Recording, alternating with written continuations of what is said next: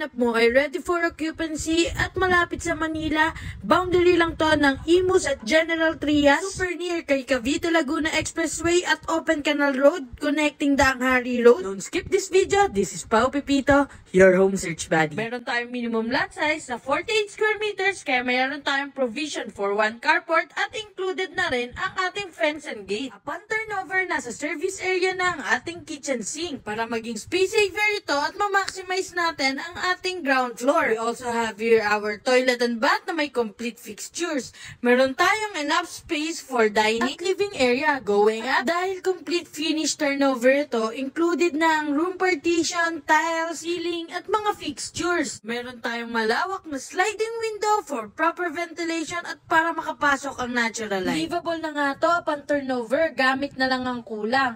Total of 3 bedrooms ang meron tayo dito at ang master's bedroom natin ay napakalawak at meron tayong 1 toilet and bath. Kaya kung ikaw ay naghahanap ng ready for occupancy property, tamang-tama si Liston para sa'yo. So send me direct message para ma-schedule na natin ang viewing.